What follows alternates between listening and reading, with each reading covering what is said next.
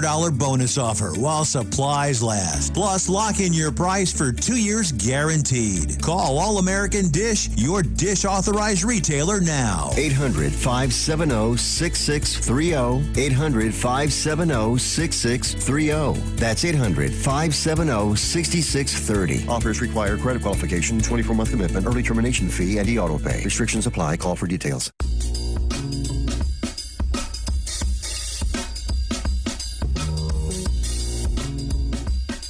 All right, welcome back.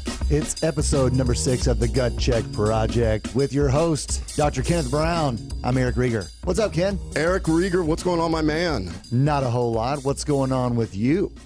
This is one of, well, we've had 5 episodes. We've had 5 and episodes. I would say that all 5 episodes, personally, I've enjoyed hanging out with our guests. Yeah. I'm going to go on record and say that I think today is going to be our best episode ever because the person we have is a law and policy expert in the hemp and CBD industry. Without question, I'm very excited to have Joy Beckerman.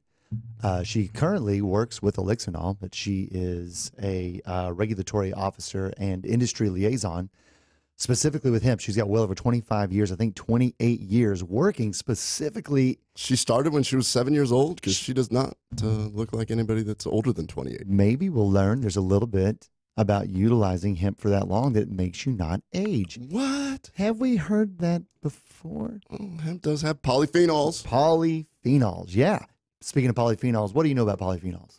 Polyphenols. So last week we talked about how polyphenols help in athletes. We've talked about how the future of the Mediterranean diet and why it's an anti-aging diet, why it's anti-inflammatory is due to polyphenols. Why do I know so much about polyphenols? Probably because you may be connected to a product called Atrantil. My baby, Atrantil. So with Atrantil, it is chock full of polyphenols, and as well, it has the world's most stable polyphenol, red Quebracho, Quebracho Colorado. And if you'd like to learn a little bit more, go to lovemytummy.com/Spoony. I want to sign for that. lovemytummy.com/Spoony. Remember, everyone, that this is a startup digital radio station. We need to support our advertisers. We need to support the radio station itself. So please go to lovemytummy.com/Spoony.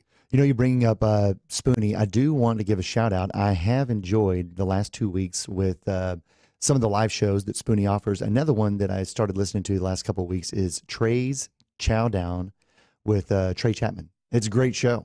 So I know that they are always live, I believe, on Fridays at 10 Eastern, 9 Central. I'm sorry, 11 Eastern, 10 Central.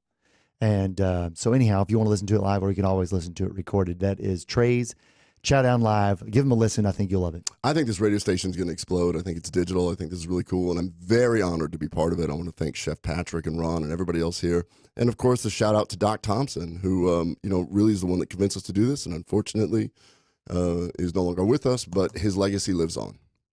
Definitely. Thanks to all of them. We need to do what we've now does 6 shows make a tradition? I think it does. I think it does. So first, we're going to go to what happened here lately with Dr. Ken Brown. So what we always try and do is do a little bit of personal stuff. Fortunately, my week was not as dramatic as yours because you have a much more interesting story. A couple interesting things happened to me.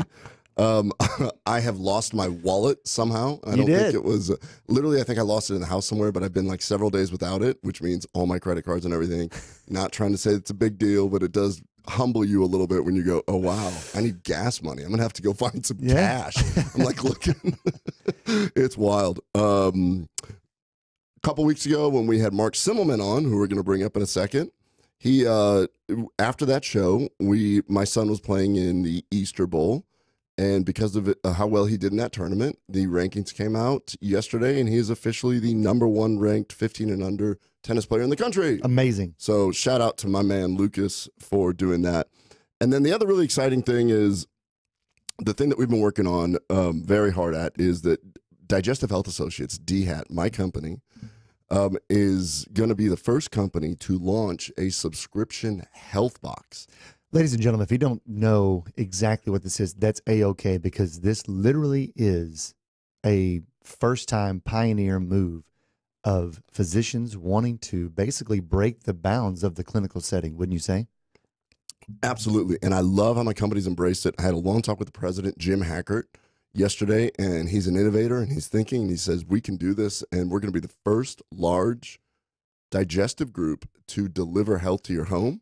And one of the things that we're going to do is we're going to shoot a video with doctors where they really are so passionate that they believe in things. And I just wanted to play a quick little clip of my man Trey Lyles, who's out here in this neck of Texas, because what we did is we're going to, if you sign up for this email, it's going to be so exciting. We're going to be able to offer a lot of very beneficial supplements that have been vetted by doctors to improve your health. We're going to protect your brain. We're going to protect your gut. We're going to get you to sleep better, which is going to make you all around much better. So I just wanted to get video clips of our doctors doing some stuff. And this is just a quick little one of Dr. Trey Lyles. Where are we at here? Oh, you want you to turn towards this camera, yeah. Let's see if we can do this here. I just thought this was funny. We just let him riff. We believe that your gut health starts today. We believe that everybody farts, but sometimes you don't want to. I thought that was awesome. Okay, I was like, where's he going with that? That was funny.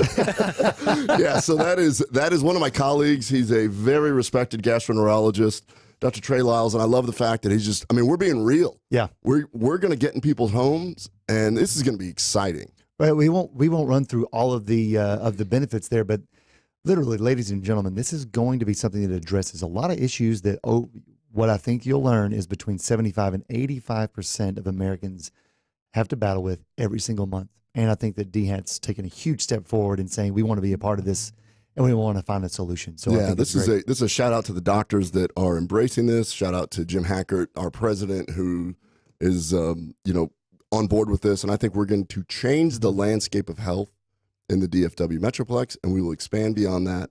And hopefully through platforms like this, we'll be able to help many other people. Definitely. Now, that being said, that was pretty much my week. You had a little more exciting week. I did. Number one, so make no mistake about it, if you listen to the last couple of episodes, I'm a big Texas Tech Red Raider fan. They made it to the not only the Final Four, they made it to the final game, went to overtime. It was great. We had a blast. Unfortunately, came up short. Virginia was a great adversary. They played great. Two teams battling out. We couldn't ask for a better game. That being said, my friend Mark Simmelman, who was on the show 2 weeks ago, was nice enough to fly me, my wife, my two sons, all the way to Minneapolis. We had a great... Because he's a pilot for... He is a pilot for himself and, of course, volunteers his time for Raquel's Wings. Which is so cool. Yeah. It is. If you go back and listen to that show, it's a fascinating story. It's episode 4, and he talks about how they donate their time as pilots, private pilots, to give free transportation to cancer patients so they can get treatment from the facilities that they need. All of that said, everything was great. The two mornings ago, we left Minneapolis, and we had planned that we were going to land in Kansas City. We're going to stop for barbecue. And Mark's daughter was with us as well. And she said, we're going to go to Joe's Barbecue. I've got a lot of friends in college that talk about it, and we're just going to go and check it out. So we're all very excited. We take off, we fly, and flight was very comfortable. And I happened to just glance out the left window, and in this particular plane is a Cessna dual engine plane. I look at the left, and I see what looks like fluid trickling. And before I sound the alarms, I'm like, I'll check out the other engine. Now it's you, your kids, and your wife, right? Yeah. Me, my kids, my wife, Emily Ann, who is Mark's daughter, and Mark's co-pilot, and his name is Drew, who was actually a friend of my dad's. And so I go and I check out the other engine, and I say, that does not look like the engine I just looked at. You're not a plane expert, but fluid coming out of the engine. Not a plane, not an aviation expert at all, but I was like, that looks like something that other people should know about that would want to do something about it. So I leaned up front and I said, Mark, Drew, there's a little bit of something. It looks like oil dripping from the engine over here on the right side. They both looked over and they said, yeah, we're going to check that out. We're not losing pressure. So that could be some overfill or something else like that while we were stationed in Minneapolis. They may have topped it off and checked, etc. They had perfectly rational reasons. And then suddenly the oil pressure dropped on that engine. And they said, no, that's not what that was, but we are fine. and they cut the engine, and we had a perfectly well-running airplane with its left engine going. And they said, we are going to land at a large airport where probably there will be a Cessna mechanic on hand. Check this out. It looks like it's nothing more than a small oil leak. We'll fix it. And they have, but whenever you lose power to an engine or you have to voluntarily cut one off, you have to declare an emergency, even though by all counts and measures, it actually wasn't. Mark and Drew were calm as cucumbers. I felt pretty comfortable with it. My son, Mac, he basically looked at me for some assurance and said, "Is it okay?" I said, "I think so." And then Mark's daughter, Emily Ann, said they've trained on this 1,000 times. Marie was like, "Yeah, I'll feel better when we're down." And then thanks to Snapchat, Gage is at the back, basically just taking his phone and like, "Hey, check this out," and sending clips to Mark's son and saying, "Hey, I'm in the plane with your dad. Engine's out. What do you think?" What was the response? They heard back from Carson and from Marcus, and they both basically was like, "Hey, man, sorry, that's all you got, Gage. Good being friends with you." So lots of. So you have a dead engine. Yeah. Up there, you're with your family. Right. Marie is not handling it quite as well as the boys. The boys are Snapchatting, and it's like, well, it's good to know you. Yeah, pretty much. So it's a perfect scenario. If you like movies, we probably could have filled the role pretty well. But we did land and safely. You guys didn't pull an Almost Famous, did you? Where you started disclosing a lot of secrets. We didn't have to give away any secrets. Everybody was calm enough that it wasn't Panic City, and pulled in. Unfortunately, no mechanic on hand. So. No mechanic that could address a Cessna anyhow. And this is at the Des Moines International Airport. So that was a little bit surprising. But regardless, they then turned into try to find a flight from there back to Dallas. Couldn't do it. Everybody was packed because people that couldn't fly into Minnesota for the Final Four, since Texas had such a large contingent going up to watch Tech, so many people had driven down to Des Moines to catch a flight. There was nothing going back to Dallas. So it basically was, we're going to get a van and we're going to drive back to Dallas. And that's what we did. Ugh. That was not planned, and that is a long way. So, but huge shout out to Drew Bruton and to Mark Simmelman, incredible pilots, calm under all kinds of pressure. Made it seem, if you didn't know, you wouldn't have known. Basically, is all I had to say about that. That's amazing. It really was. You and I have been in a couple small planes before where we hit some turbulence. You don't like it. I do not like it at all. One time we were flying to Austin for a meeting, and we hit some very serious turbulence, and you were sitting right in front of me, and I was like, "Oh my goodness, this is pretty crazy." And you were just like, "Yeah, but there's nothing we can do about it. If we go down, we're going down, and you just can't argue with it." I was like, "That's an interesting philosophy." I can't fly a plane. There's nothing I can do. Once you leave, you're the passenger. But fortunately, I think in most circumstances, you're the passenger of some great, capable pilots. So for the most, well, Mark told the whole story about how his son, when his son was training, sure, about how he had an emergency and was able to land. Right. And so, I mean, it can happen to anybody, and everybody trains for it. So that's amazing. Yeah, it can. And we talked a lot about that. So that piqued my interest while we were waiting on different things that change while you're at high altitudes and what happens. Why is it okay to have one propeller working with the other not? So you begin to learn a little bit about fluid dynamics and how the air. Well, then it led to something else completely different. I started thinking, what do people complain about just on regular flights? Did you know that one of the chief complaints about flight is the taste of food? Did you know that? I did not know that. Lufthansa apparently did a scientific study, I believe it was back in 2008, if I remember it correctly, about what people experience whenever they try to eat foods that they love on the ground versus what it's like up in the air. And it turns out at high altitudes with a lack of barometric pressure, that sweetness and saltiness of the 5 core tastes are lost. And one of the ones that's retained is savory. So, utilizing the Japanese term for savory, which I believe is umami. Umami. There are lots Chef Patrick, do you want to comment on that real quick? No, it's not my mommy. It's you, mommy. Yeah. There you go. So, umami. No, you're right. I was joking. It's umami. Oh, umami. Yeah. I will take direction. I've checked my ego at the door, just like we said. Yeah. So I'm listening. We're allowed to have an ego here that we can leave behind? Cool. You're a chef, so we're gonna trust you. But I like that. I like that chef humor. I got my gastroenterology humor. You mommy, my mommy, whatever. I'm curious as to what. So what was the reasoning for that? That the savory tends to diminish? Savory tends to be held onto, and but saltiness and sweetness basically disappear in terms of normal aspects for people to perceive. Whatever you don't have, I believe the other two are bitterness and sourness. So you've got bitter, sour, salty, sweet, and savory. Savory tends to be retained the best. So foods are then now being designed to enhance the savory aspect of taste.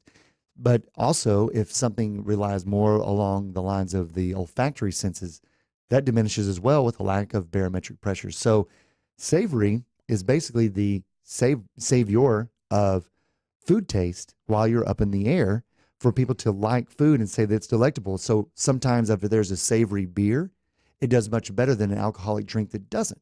But one that is tasted the most or ordered the most is going to be a Bloody Mary because of the tomato juice and savory, the savory stimulation that comes from having a tomato juice based cocktail. I love the science of food. Yeah. I'm looking this up right now. And on the BBC, they have a guy named Charles Spence has written a book called Gastrophysics, where he addresses all these issues like background noise on planes and what it does to sweet and salty taste. Professor of experimental psychology, gastrophysics. So basically, how you taste in different environments. It's so funny that you bring up the thing about sound because it took me down a completely different pathway on.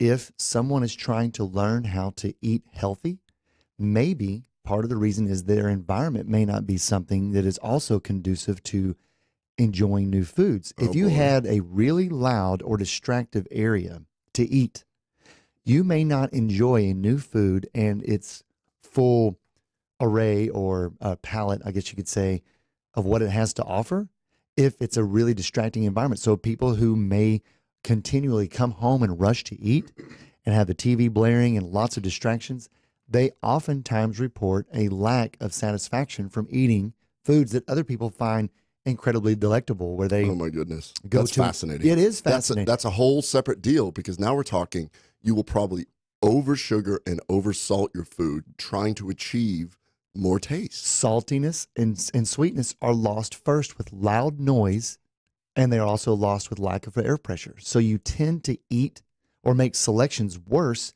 and try to overcompensate by oversalting and oversweetening foods.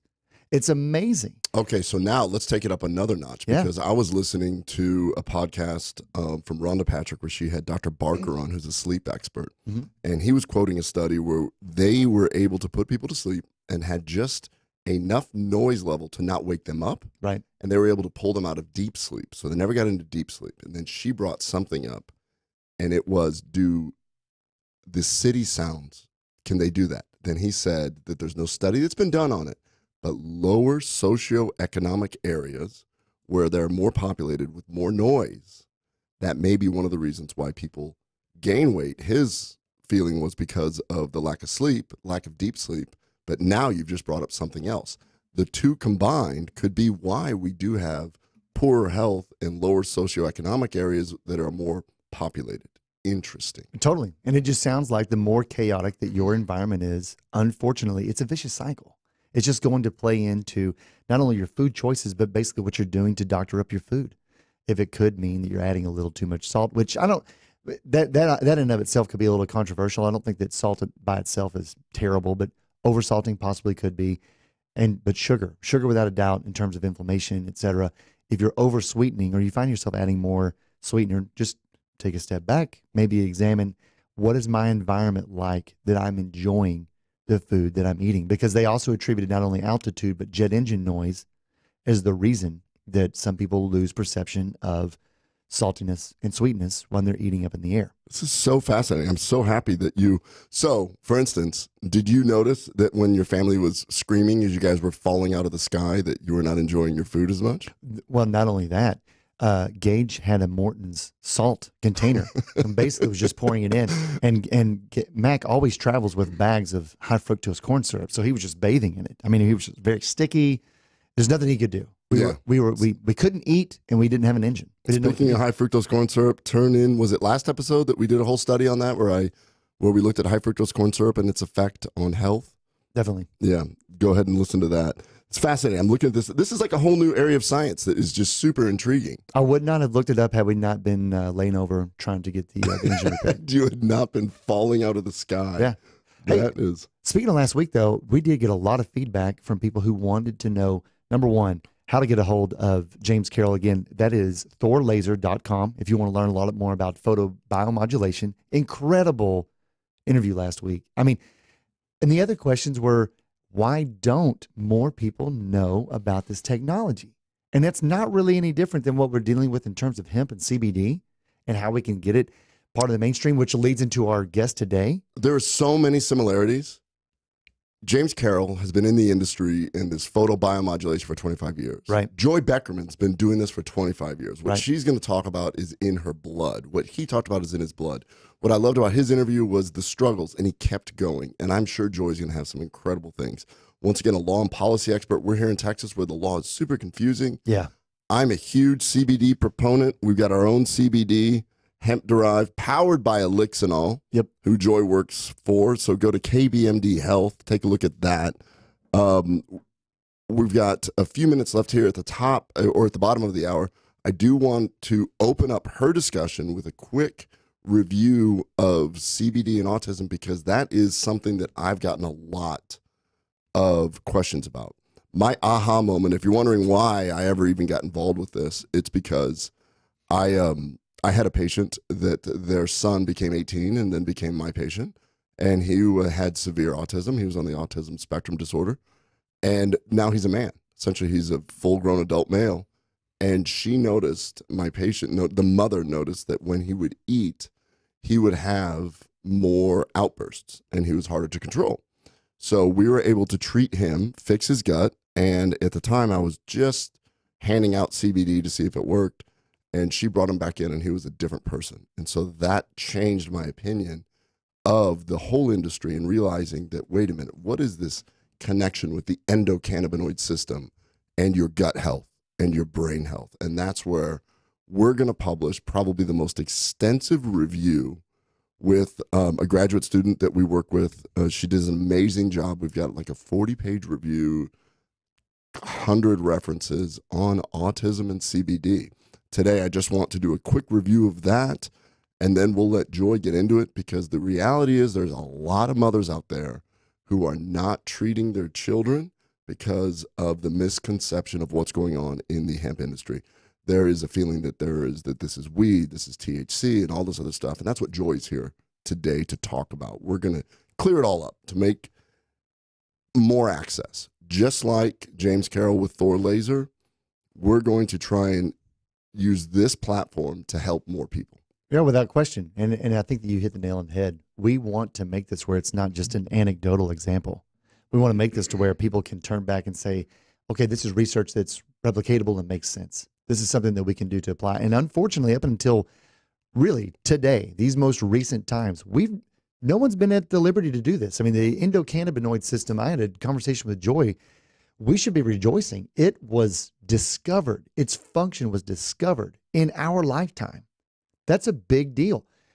I don't know. I mean, even myself, I don't know that I fully appreciated until I started seeing the application, the replication of that application, and seeing how well it actually can benefit so many people that we should be very excited that we've discovered the function and the ability to stimulate the ECS. My whole thing, I knew nothing about CBD and the endocannabinoid system. On our first episode, we discussed this, where you and I were at PaleoFX, and we were essentially accosted by Christine Thiel of Elixinol. Right. And she vomited so much information on me that I couldn't even contain it. I just said, whatever, send me a case. And I gave that case away to my patients. Almost all of them came back when it ran out and said, I need more of that. That's when I knew that we were onto something big. And that's when I realized I need to start looking at the science of this. My mission is to put research out there, is to show that this works in certain disease states. Not making claims on a show, but what we're going to do is just make sense of the science because there's so much confusion out there. Well, something else to add to those patients. I remember when you did that, it's not like you just handed it out to random patients and said, tell me that this is great. You actually weeded out and found people that had rejected or found things that they had failed in the past. They had no problem telling you things that did and did not work. So anyway, wow, that was a quick half hour. That was a quick half hour. So I am so excited to have this person on. Joy Beckerman, she has a personality that is bigger than life. She is passionate. This is going to be so much fun. So start telling your friends to listen right now. Facebook Live, where do they go? Facebook Live, you can go to KennethBrownMD.com. You go to Spoony Radio, and well, that's 4 seconds. We'll see you in the next half hour.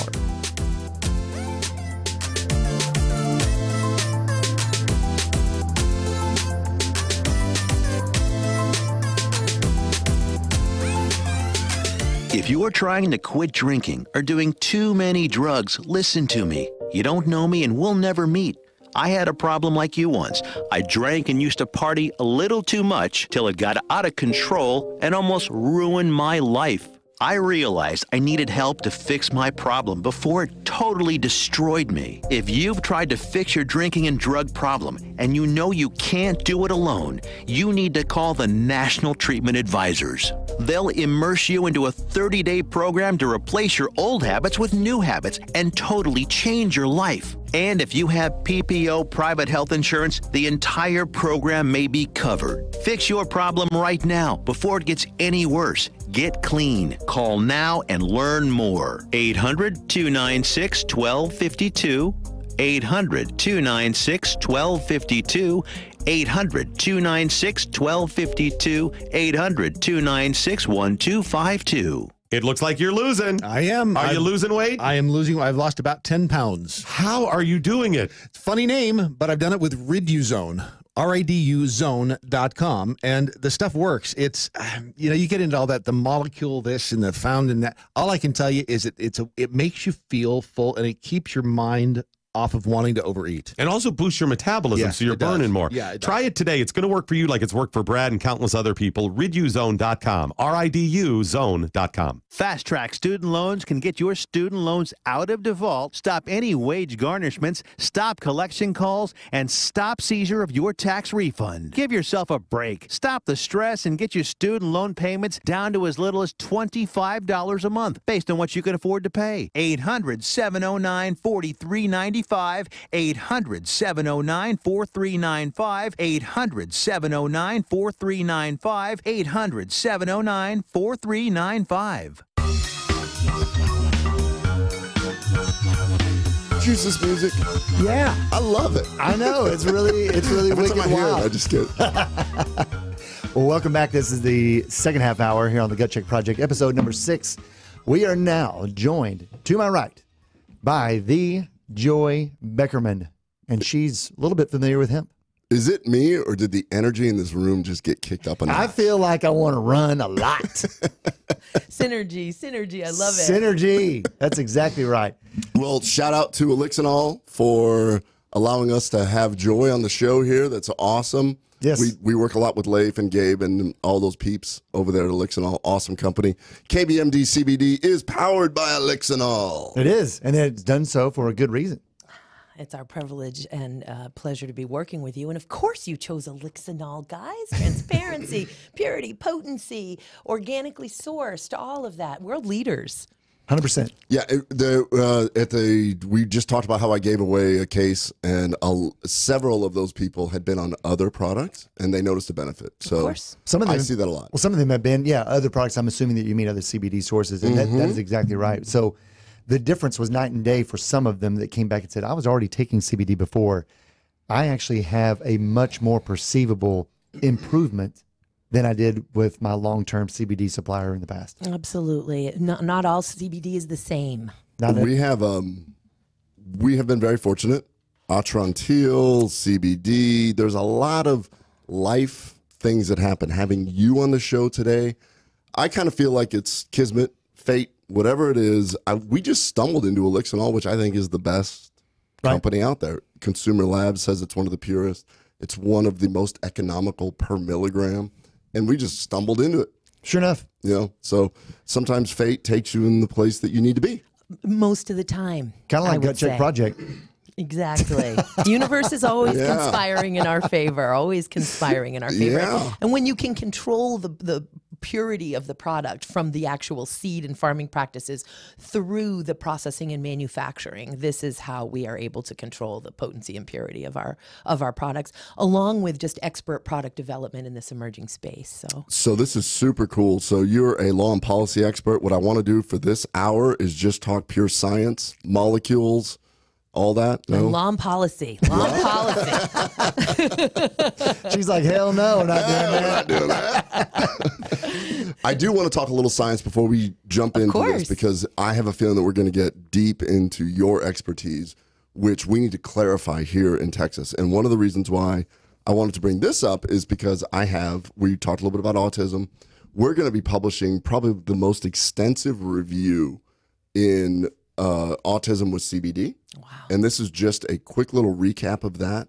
I'm super excited to send that out. We just need to have a couple small edits, and we're going to be able to sit there and start tackling some of this.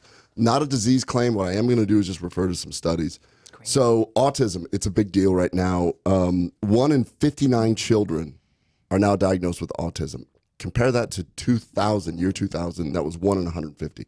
Something's happening. Right. And, we don't know what it is. And the diagnostic criteria include 3 primary things, which include impairment in social interaction, impairment in communication, and restricted repetitive stereotyped behavior. That's the actual definition. But we know that the reality is that those that have autism suffer from many more things, including gastrointestinal health, which is why I treat so many kids that become 17 or older, and they come to me because they have gastrointestinal health. We know that there's other issues: seizures, anxiety, sleep dysfunction, attention deficit. Oh, wait a minute. Yeah. There's all kinds of studies for each one of those disease processes looking at CBD. So what our review is that there was a study done out of Israel, 2019, that actually showed, it was in January of 2019, an Israeli team of researchers published the results of a study in the Journal of Scientific Reports, where they looked at 188 children diagnosed with autism spectrum disorder who were given CBD-rich oil. While the benefits were observed as early as 1 month, it was found that by 6 months, 80% of the parents reported significant or moderate improvement in childhood symptoms of autism spectrum disorder, including depression, agitation, restlessness, anxiety, cognitive impairment, sleep disturbance, constipation, and digestive issues. Yep. So what I tell my patients is that they're like, well, how soon will I see results? Because like many things, if I put somebody on a medication like Atrantil, it is possible that it may take 20 days to work. Right. What I tell my patients is, if you have an endocannabinoid deficiency, and I'm going to get in that in a second. And chances are you do. Chances are you do. Think of it like a sponge. You have a dry sponge. It's going to take longer and more to get that sponge wet and full. So that is something to think about. And that's what these guys looked at right here. What they showed is the endocannabinoid system, if you're unfamiliar with it, and we're going to be talking a lot about it in the future, is a family of cannabinoid receptors that are naturally occurring. What Eric talked about at the top of the hour was, we are so fortunate that my generation, I'm on Earth when we discovered the endocannabinoid system, which is just as important as the gastrointestinal system, the cardiovascular system. We have coined a term on prior shows that we're going to start seeing scientists doctors called endocannabinologists. Absolutely. And just this morning when we were driving to the studio, Eric and I said, this is akin to discovering that the earth is round and not flat in our lifetimes. The discovery of the ECS. Wait a minute. What? I thought it was flat. That's just a whole movement. Yeah. Dr. Brown is a flat earther. Whoa, I'm a flat earther. Come on now. Every now and again, Dr. Brown will just throw you a sidewinder. No, it is literally that type of discovery in our lifetime. So it's just amazing. Again, we were just discussing this. More endocannabinoid receptors in our brains than we have neurotransmitters. I mean, get real. And obviously they're throughout our entire body. So the way that I explained it, everybody wonders, well, they talk so much about it. But the endocannabinoid system basically controls how nerve pathways behave. And this affects everything from cognition and behavior to motor function. Homeostasis, right? Homeostasis, so balance. So I tell my patients, look, it's a link between the immune system and the nervous system, and it just puts things back in balance. That's all it does. Get you back to balance. So these cats in Israel, they're smart. They did some really cool stuff. They checked endogenous endocannabinoids in these autistic kids. Oh, so anandamide, is that correct? Anandamide, correct. Oh, wow. So your body produces your own CBD, anandamide and 2-AG. And it gets real scientific, and I've done breast milk. I'm done. I'm so into the weeds in this because you start going down the scientific pathway. There are people that have broken it down to a molecule, and it's very hard. If I'm going to sit there and talk to you, and I'm going to explain how the hippocampus affects your sleep, I'm going to have to talk some serious science. If I really want to explain to you how the endocannabinoid system affects the autism spectrum disorder, we're going to have to geek out. Yeah. And that's why this review article that we're putting out is thick. Yeah. It's hard. We're probably going to do a layman's term. Seriously. Well, that's what I'm trying to do. Yeah. So basically the same researcher that we tasked for putting that together, put this together. I said, I'm going to go on a show. Can you just summarize it for me real quick? So evidence of a compromised endocannabinoid system occurring in patients with autism spectrum disorder has been established. In a study published in 2018, plasma levels of anandamide have been consistently decreased in children diagnosed with autism. I'm going to say that one more time. Plasma levels of your own endogenous endocannabinoid are decreased in autism spectrum disorder. You can help people by getting that back up. One way is to use a hemp-derived CBD product. That is my scientific review and the lead-in to our guest, Joy Beckerman, a badass in law and policy. And so great to join you badasses in human health. Oh. Thank you. Yeah. Thank you. Well, so, go ahead. No, I was going to say, well, so Joy, obviously you've been in this industry now for 25 years, correct? Yes. Or 28? It's since about 1990. In the okay, 1990, but I know that in 1994 you were a part of the upstart, I believe it was the U.S. Hemp Authority. Is that correct? Believe it or not, that was the Hemp Industries Association, okay. which I am currently the president of, formed in 1994. How long have you been president? Since January of 2018. All right. So I've been on the board since September Madam President of 2017. Nice. Thank you. And the vice president of the U.S. Hemp Authority, which we'll get into as we move forward here. But that's also the year that I opened up my hemp store in New York State. So I owned the first hemp store in New York State and had been introduced to hemp at a Grateful Dead show. Frankly, in the spring of 1990, there was a book that was written by a gentleman named Jack Herer, really the godfather of the cannabis movements, and edited by Chris Conrad, who is still with us today. Jack has passed on, may he rest in peace. And it was called The Emperor Wears No Clothes. So Jack and Chris and some other real pioneers of the cannabis movement were aware of the country's very rich history in industrial hemp. We used to pay our taxes with it. It was used as U.S. currency through about 1837 or so. And so they set about to prove the existence of our country's history and what this plant does. Because understand that the U.S. government didn't just remove the plant from our awareness. They attempted to remove all knowledge of the plant from our awareness. So they dug up, and this was way before, word processors. We were talking border tape and photocopying here, guys, and X-Acto knives. So they went to the National Archives in D.C. several times, dug up as much information as they could, and photocopied all of the documentary evidence that they discovered to prove to the world industrial hemp's history and what it can do. And that book was published and then was distributed throughout sort of the counterculture, the more alternative counterculture. And frankly, the Grateful Dead tours, understand they were a traveling concert with 50,000 plus people. Sure. And so this movement actually was bred through the movement of those concerts, and then the folks that would take that information into their communities. So I had received a flyer with excerpts from The Emperor Wears No Clothes at a Spring Dead show in 1990, and I was raised by an attorney who raised me all by himself, a man of great conscience and ethics, and a conservationist. And so I was raised with a real sense of justice and human rights, and also planetary healing. And so reading that flyer affected me on what I generally describe as a cellular level and altered the trajectory of my life. It was a convergence of a sense of justice and injustice and a sense of planetary healing coming together, because I'm reading all about this plant and realizing, wow, we have a solution here. And the solution is illegal for a safe, effective, versatile, valuable plant that is here, in fact, to serve all of humanity's needs, not just general wellness and human and animal nutrition, but body care, paper, textiles, biocomposites, industrial sealants and coatings, building materials, nanotechnology, biomedical applications. Somebody stop me, and then realize that it's illegal, and that affected me on a just a major level and has become the passion of my life. So let me stop you right there. So we're going to get into law and policy about this, but clearly you're a very passionate person. Who is Joy Beckerman? Let's start from the beginning. You already mentioned your dad a little bit. Let's take it from the beginning.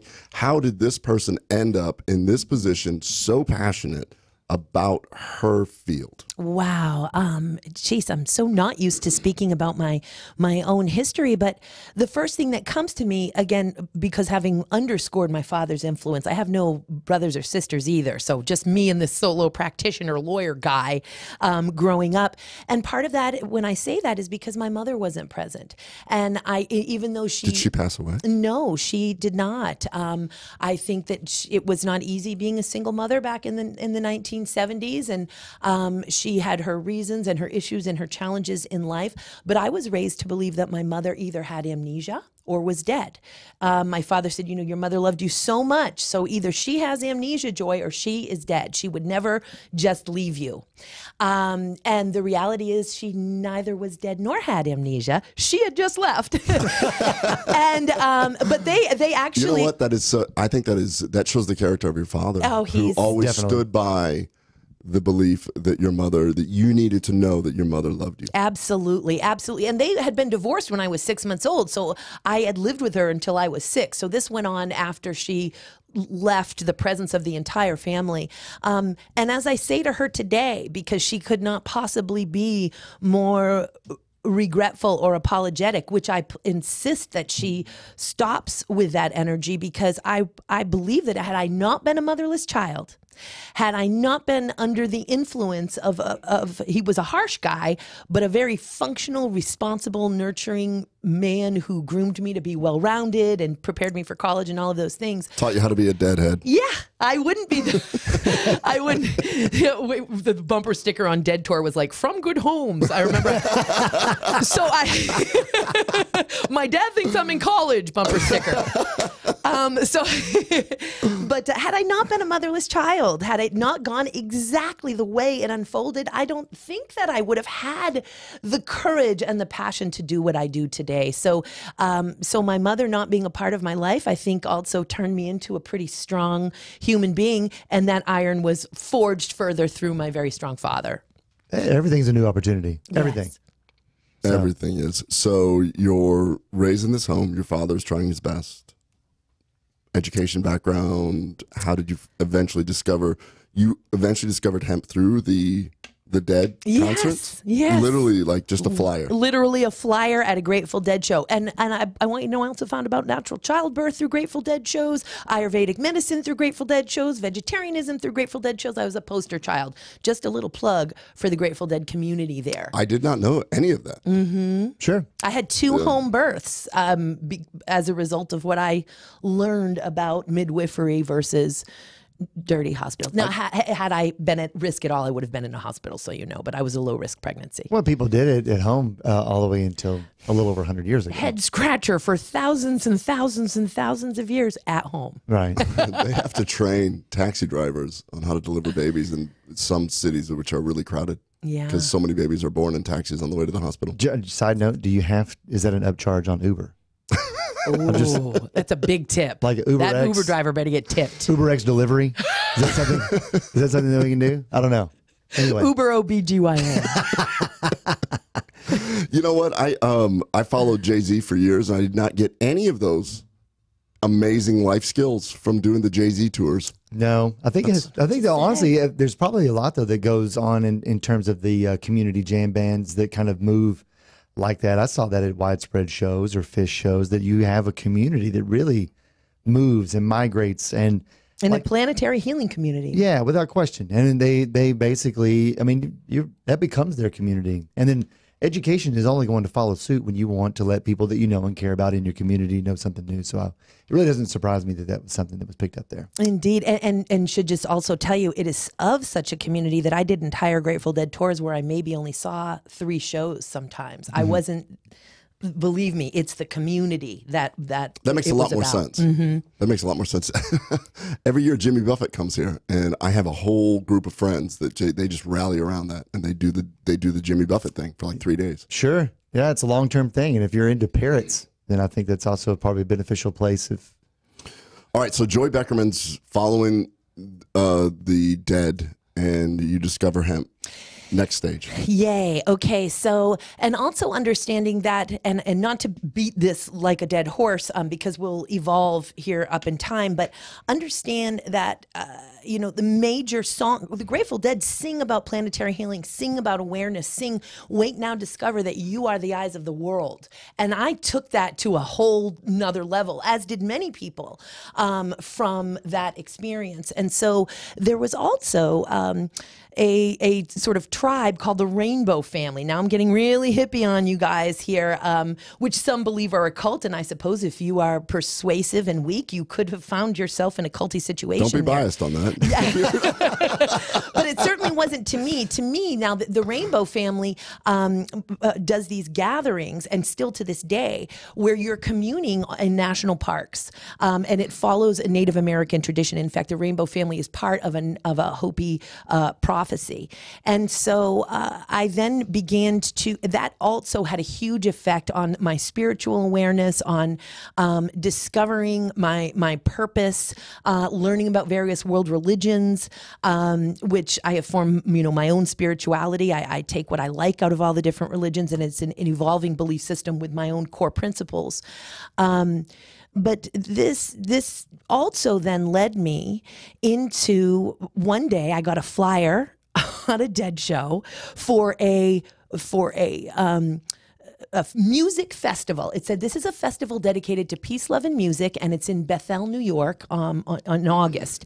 And I got this pull to go to this festival. I thought, I have to go to this festival dedicated to peace, love, and music.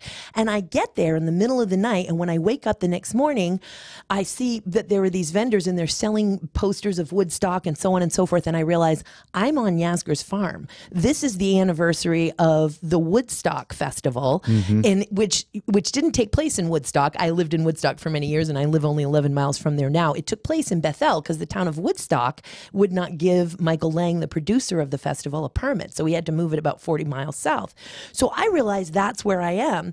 And there I meet somebody who speaks 7 languages, is sort of holding court about how to be an activist. How many languages? 7. Ooh, wow. I know, a Brown University student who had been born in Israel, and he was sort of holding court, talking to people about how to be an activist, how to be an advocate, how to travel around and really do your purpose and be a part of the revolution. And Let me say that one more time. Please. Do your purpose. Do your purpose. What a great line. Yeah. Do your purpose. Do your purpose. We are all here for something. Do your purpose. Amen. Sorry to interrupt. Keep I think going. a lot of depression in the world is from not understanding that and having that. A purpose-driven life is the life. Purpose-driven life. Some people will view that from a religious angle. Some people will view that from an educational angle. I mean, that's how we live. I mean, I'm trying to do my purpose, which is heal people. Absolutely. You're doing your purpose. I'm sorry to interrupt, but I just love that line. Do your purpose. No, we're anybody listening, do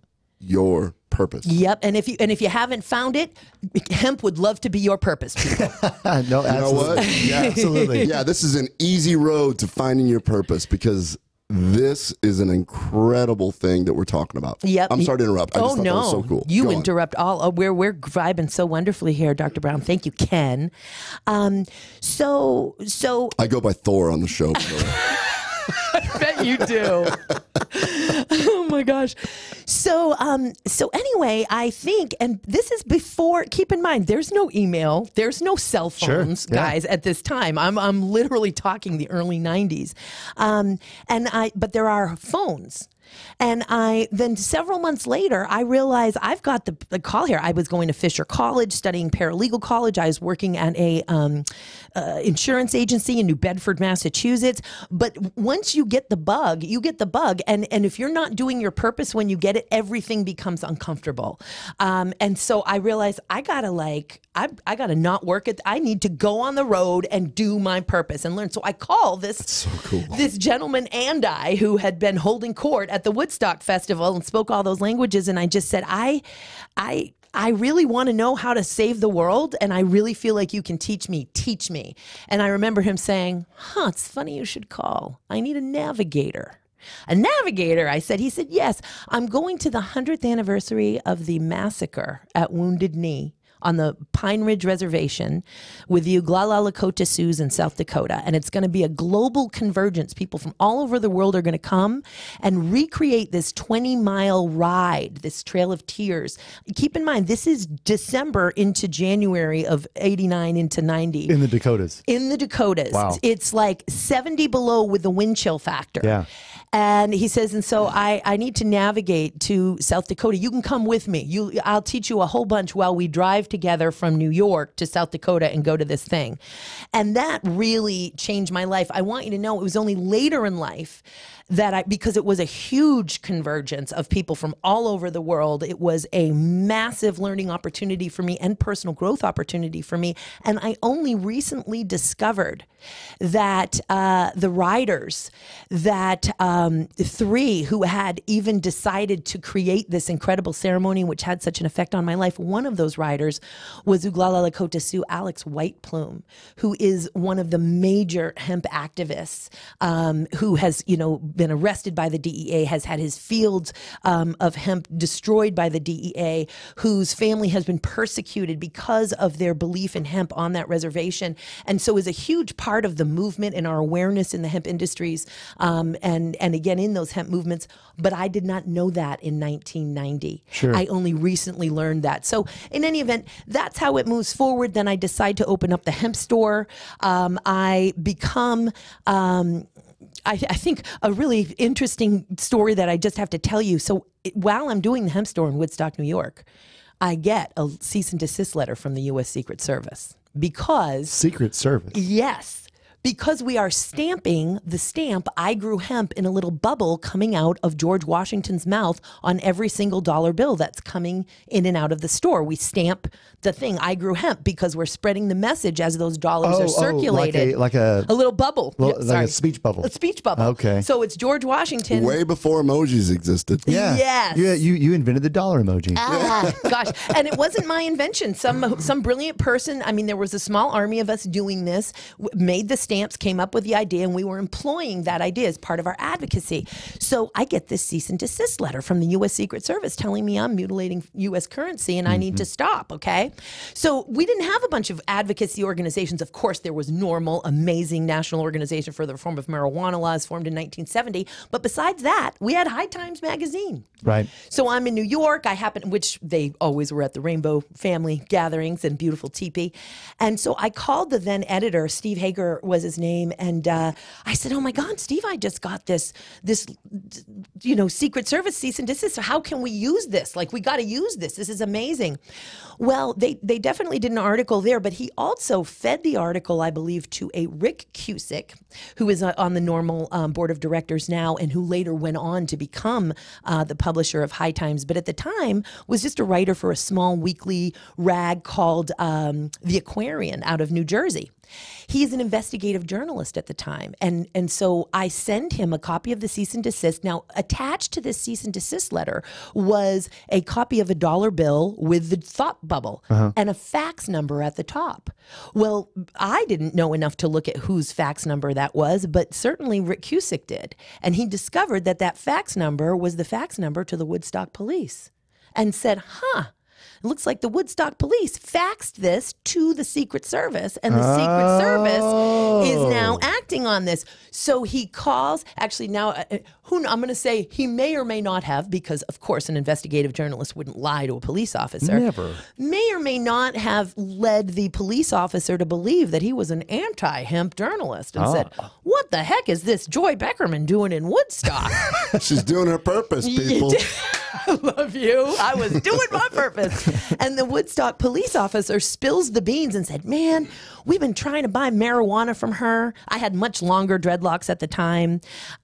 Which, by the way, if you're just listening to it, I love Joy's look. I love this. I love this dreadlock thing going on. Sweetheart. And so third set, because you go bald every time you have dreadlocks, alopecia. Let's see if we can get CBD on this traction alopecia, because all us dreadlocks people will love that. But they were much longer dreadlocks at the time. We are trying to buy marijuana from her, and we can't get any of our undercovers to buy marijuana.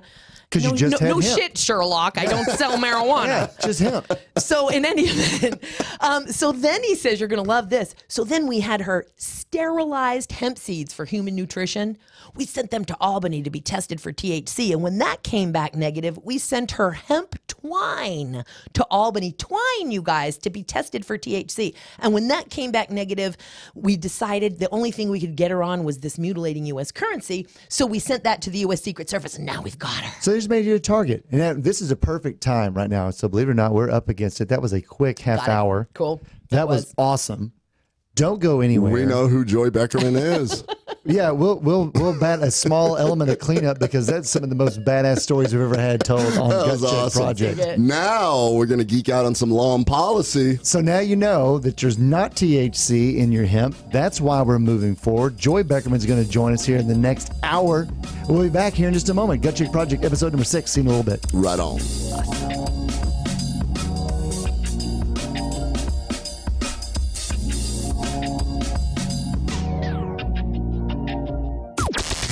This is the only 24-hour take-anywhere platform dedicated to food and fun. We're Spoony. Breaking news this hour from townhall.com. I'm Rich Thomason. Following his arrest this morning in London, WikiLeaks founder Julian Assange has now been charged in the U.S. with a computer hacking conspiracy. Details, correspondent Wally Hines. The indictment unsealed in Washington this morning accuses Assange of helping former intelligence analyst Chelsea Manning hack into classified computers back in 2010. Manning used the computers to download classified documents and transfer them to WikiLeaks. Assange allegedly helped Manning crack a password that allowed access to the documents under an assumed identity. British police arrested Assange at the Ecuadorian embassy in London after Ecuador revoked the political asylum that shielded Assange for almost 7 years. UK Foreign Office Minister Alan Duncan says they would not extradite Assange to the U.S. if his life were at risk. That is our broad policy all the time in all circumstances. So it equally applies to Julian Assange that he will not be extradited if he's going to face the death penalty. British Prime Minister Theresa May telling Parliament the arrest of Assange shows that no one is above the law. It looks like the dead of winter across a wide swath of the northern plains and the upper Midwest. Blizzard warnings are posted from Colorado to Minnesota. Colorado resident Chris Douglas says today's wintry weather quite a contrast to earlier in the week. Yeah, it's beautiful, you know, walking around in shorts and T-shirts out in the backyard, but, you know, it's how it goes in Colorado. He spoke with KMGH-TV. A suspect in custody in connection with suspicious fires at 3 historically black churches in southern Louisiana. U.S. Attorney David Joseph says the unnamed suspect is in state custody. More details expected at a morning news conference. On Wall Street this hour, the Dow is up 33 points, the S&P 2 points higher. More on these stories at townhall.com. Now you can fly anywhere in the world and pay discount prices on your airline tickets. Book a flight today to London, Paris, Madrid, or anywhere else you want to go and pay a lot less guaranteed. Call the International Travel Department right now at Low Cost Airlines. 800-452-1075. 800-452-1075. That's 800-452-1075. Got an old car? You can donate it, whether it's running or not, to the United Breast Cancer Foundation and save a life. They'll even come and pick it up for free. The United Breast Cancer Foundation has saved hundreds of women's lives through their free or low-cost breast screen exams. But now they need your help. The United Breast Cancer Foundation wants to save more lives through early detection by offering women free or low-cost breast screening exams. And donating your old car, SUV, or truck, whether it's running or not, helps pay for them. Plus, you get a charitable tax deduction. Help the United Breast Cancer Foundation save lives by donating your old car, SUV, or truck. Call now for free pickup. 800-245-0823. 800-245-0823. 800-245-0823. Call right now. That number again is 800-245-0823. Never Forgotten Apparel is more than just a premium women's and men's clothing line. It's a movement to remind us to wear American-made and serve those who serve us.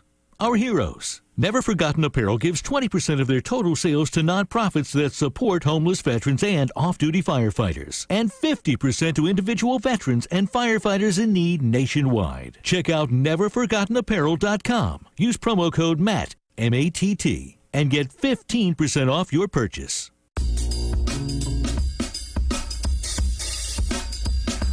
All right, we are now in hour number 2. It is the Gut Check Project, episode number 6, here with your host, Dr. Kenneth Brown. I'm Eric Rieger, and we are joined today by the great Joy Beckerman. Quick reset, do go to lovemytummy.com/Spoony to grab your own Atrantil. Joy's going, she just said she's going to do it after the show. Well, okay, so we're going to we're going to get back into hemp extract and all that. One thing, Joy, that you may not be aware of is that the polyphenols in Atrantil actually decrease the enzyme that destroys your endogenous endocannabinoids. In other words, these two, the powered by Elixinol, KBMD Health, CBD, and Atrantil work together. So that's how Synergy. Well, some call it the entourage effect as well, but that gets overplayed. And I'm listening to a lot of scientists now that hate that term. So maybe we should, I don't know if we move away from it, embrace it, what? You know, I mean, the HBO series is off now, so it has less effect. Right. It's so true. And in reviewing all that you're doing some amazing work. I mean, both of you together, it's incredible what KBMD is doing. And so I've read about Atrantil. For whatever reason, I missed the incredible fact that you just said right now, that there are properties in it that actually destroy that which destroys cannabinoids. So we were talking last half hour a little bit about autism, and we were talking about how living in the United States, most of us have a deficiency in our own endocannabinoid system. Right. Indeed. And that is because of inflammation. It all comes down to inflammation. Well, and it's because cannabis has been removed from our diet and our awareness. I would say that's primarily why we haven't had access to. I never thought about that. That's the reason. They've been trying to get rid of this. Another reason, like from a health standpoint, if you. No, so I have a specific question on that. Yes. So because hemp was grown for so long, cultivated here, and as you stated, we paid our taxes in hemp. Indeed. So the stalks were obviously used as fiber Yes. for rope, etc. Yes. Now the leaf, the canopy was fed to cattle because it was cheap. It grows fast. It's seeds. Seed as well. Grain, Yes. absolutely. So was that because we didn't always directly eat that, consume it directly as a plant? Mm-hmm. Were the CBDs? Was that present in the flesh, the meat that we consumed at that time? like having was the that meat ingested, or is that simply kind of not accounted for. Yeah. So I think it's important to know that we have a very strong history of consuming hemp seed oil and hemp seeds, and it was in our apothecaries and in our systems, our food and agricultural systems, but certainly for ag feed. There are lots of studies being done now because neither the FDA or AFCO, which is in charge of animal and ag feed, have approved any aspect of hemp for ag feed. So we're doing lots of studies now on what they call the bioaccumulation of cannabinoids. That's a great question, Patrick. Awesome stuff. Because I know, I know that we used it as feed. It was very inexpensive. Yes. Now, how that came into our own digestive system and how we metabolize it and what the bioaccumulation was, of course, in that animal, that's not research that had been done now, and research is being done. Love it. Excellent question. So let's look at this. So in my field, in the field of health, we are extending our lifetimes, but not our health times. Mm-hmm. We are becoming sicker as a nation. Now, a couple of things that Patrick just brought up. One of them is we are feeding our cattle we're feeding all livestock the cheapest, most fertilized crops possible. So we're getting the glyphosate through the meat. We're giving them corn and all those other things. Mm-hmm. We took hemp out of our diets. Mm-hmm. And then, because of lifestyle, and out of ag feed, phones, blue lights, poor sleep. So from a physician standpoint, processed foods, life stressor, processed foods, poor sleep, all decrease our own endogenous endocannabinoids. And then you compound that with the lack of eating exogenous endocannabinoids, such as hemp. Now we've got a dual process going on, and that may be one of the reasons why we are getting sicker. Compound, and maybe one of the reasons why when I give a hemp-derived CBD extract to my patients, some of them are like, you changed my life. Mm-hmm. Literally, I'm a new person. And it could be because of their own endogenous endocannabinoids being so low. Absolutely, we all have different ways that we metabolize it. As you know, we all have different levels of deficiency, but it's what's happening. And to again discover this in our lifetime that we haven't been regulating our homeostasis. Oh my God. Guys, I'm wondering if I can just quickly wrap up my U.S. Secret Service story because it was just so good at the end. Oh, yeah, we got more left. Yeah, do it. The tiniest bit here, and it's the good news, awesome sauce that came out of this. So in any event, after these articles come out, the Associated Press takes the story and puts it in every major newspaper. Her hemp dollars draw U.S. haulers, okay? Her hemp dollars draw U.S. haulers. Haulers. Okay, so the little tiny U.S. Secret Service office in Albany gets overwhelmed with phone calls. Keep in mind, these guys have an important job to do. They were only acting on this because the Woodstock police were the assholes who forced them to make this a part of their agenda, right? So in any event, I get a call from the U.S. Secret Service in Albany that says, oh my God, okay, listen, Ms. Beckerman, the reality is that under the statute, it has to be your intent to render the currency unfit for circulation in order for you to meet the element of mutilation of U.S. currency. Which is not what you were doing. Clearly, you want to keep this money circulating right. because you are spreading your message. So you actually do not meet the standard of mutilating U.S. currency. You are not mutilating U.S. currency. Could you call off the dogs here? We're getting all kinds of phone calls. You didn't instigate all that. That just kind of took that off was the Woodstock right? police. This is what happens. And we're going to get into this with Texas law, lions and tigers and bears, oh my, when you got little local policeman here, little county sheriff there, county prosecutor here, local, having a goddamn opinion, a gosh darn opinion. Sorry. So in any event, so sorry about that, guys. So in any event, the U.S. Secret Service says, please call off your dogs. You are not mutilating U.S. currency. We have one favor to ask of you, however.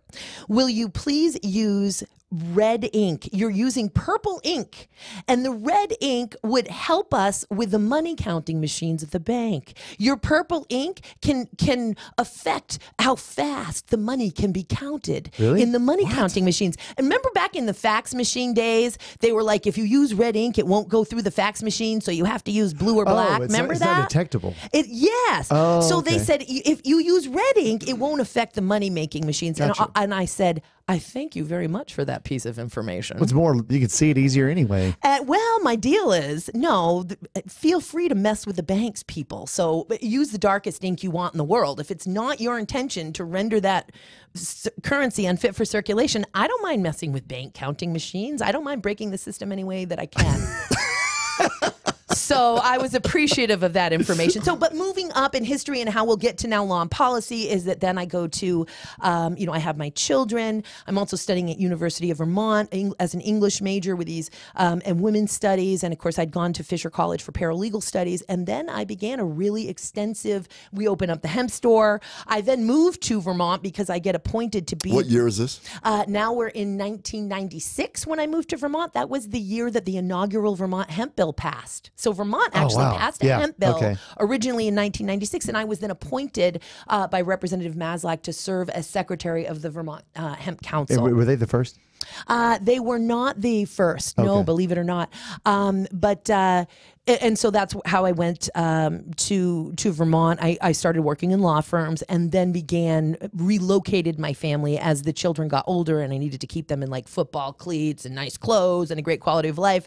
I moved to Seattle, which for a then single mother was a beautiful opportunity and frankly still is today. For work. Yes, began a dual career in compliance and complex civil litigation with hemp. So as a paralegal degree, that was your degree. Yes. Okay. And then went on to be a senior paralegal and in fact have worked with some of the finest attorneys in the entire West Coast, lead counsel for ERISA claims, which is the Employment Retirement Securities Act. So worked on the Enron cases, the WorldCom and Health South cases there, and was even assigned to the largest municipal securities fraud case in the history of the state of Washington. Wow. So all of that and raising my children, being able to keep them in that lifestyle and being an over-involved Jewish mother at the same time, it was a fantastic breeding ground and learning ground and mentoring opportunity for me. So many people invested in me that allowed me then to do the work that I'm doing now as an advocate and in leading, helping to lead these movements. I've drafted law and policy. It's just such a foundation because you've got the passion already and you basically you've touched every aspect, the introduction, the how do I do the work, what is and isn't legal from state to state. I don't know that we could find a better, more well-rounded person to be in the position that you're in. And what's awesome is that she saw the side where she was a target at one time. No kidding. She's trying to. Did you have Did you have your boys at the time? I did. Yeah. So you're raising a family. Mm-hmm. You have the Secret Service showing up. I mean, if you're the kind of person that if you're the nail and the whole world's a hammer, you just stop what you're doing. You're like, I'm not going to mess with that. You just close shop. You didn't do that. You went, I'm gonna keep going. Yeah. I found my purpose. I'm gonna do this. 100%. And just a recap from the last half hour, whenever she was rounding out the story that the Woodstock police were essentially trying all they could to pin you down for selling THC, which of course is the active ingredient in marijuana, which people run in fear from. Regardless, you were saying these are hemp-derived products. They never found THC, so they basically resorted to a trumped-up charge of decorating a dollar bill. Mm-hmm. Mm-hmm. It's ridiculous. They just wanted a fall guy, and they couldn't get it. And they couldn't. And I will have you know, and oftentimes a lot of activists and advocates are born because they have been persecuted due to prohibition. Sure. And I will say, however, and the universe, again, always conspiring in our favor, but all of those articles, what that did to the store is the community didn't want to be seen in the store. Right. So the store dried up. Right. Because there were no customers. Also in Woodstock, New York, if you know anything about Woodstock, New York, there's really only customers in the summertime. And now, okay. we learn a lot as young entrepreneurs in hemp. We lose a lot. But yeah, only customers in the summertime. And then the community supports you throughout. And believe me, they wanted to. They tried, oh my gosh. But when they thought they were under police surveillance for walking into the store, again, was a totally different climate in the early 90s. Have you read Michelle Ross's book, Vitamin Weed? No, but I have heard. This is on the list. So I've read it and I read it and I reread it because she's a PhD, and it's not an easy book to read. She geeks out quite a bit, but her story is that she was persecuted. She got pissed, and that became her passion as a scientist. So it's chemical. It's not law and policy. It is all chemical interactions, all this stuff. Non-emotional. But it's non-emotional, but it's all because she was persecuted. Yes, and for what it's worth, mine was that persecution was, it wasn't like, I feel terrible even calling that persecution when I have friends who are in jail, or have served time in jail, or had their parental rights taken away, or their business taken away, or their real estate and assets taken away. Now that's real persecution. I got this letter, which I turned into a massive PR campaign for hemp awareness. Accidentally. Yes, accidentally. And of course, the passion had come before that. But indeed, I did experience just a little brief moment of that. And the rest of it, I will just say, by the grace of God, go I. There's a lot of application that you can deliver to the listeners today. So I think that maybe what we could do is move into, that's obviously led to so many of the opportunities, the thing that probably most people are aware of that want to find good, meaningful, and resourceful advocacy for the hemp is the hemp inclusion to the Farm Bill in 2018. Yes. So as we round up this last half hour before we talk about the implications locally and state to state, tell us a little bit about your involvement with the Farm Bill of 2018, what the hemp aspect was of it, and I'll just let you take it from Isn't there. Eric a great moderator? Like, he just keeps wonderful. things moving, and I like that. The two of you, you're both blowing my mind. It's just such a pleasure to communicate with you. Yeah, good idea. Let's do that. Let's do that. Have a show. So I have been involved in hemp advocacy for many years. I've helped to write legislation and policy in different states and continue to do that. I was not a part of drafting the Farm Bill. I'm very grateful to be working with folks who did. The Vote Hemp has been an advocacy group for years. Again, the HIA, the Hemp Industries Association, we're a 501c6, we're a trade association, so there's only so much that we can do for advocacy under that nonprofit tax status. But 501c4s are basically lobbying organizations or advocacy organizations, and Vote Hemp is one.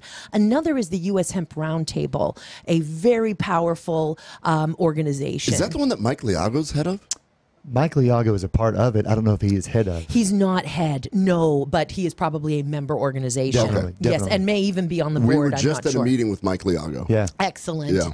And so the provisions in the Farm Bill, they actually came from the Hemp Farming Acts that had been filed in the House and the Senate. The Senate version was much more powerful. These acts had been filed for years, by the way, since 2005 in the House and since 2013 in the Senate. Well, many people think Mitch McConnell just came on board with his support of hemp. The reality is that he was one of 5 unpopular co-sponsors in 2013, which co-sponsored the very first Industrial Hemp Farming Act in the Senate. This is nuts.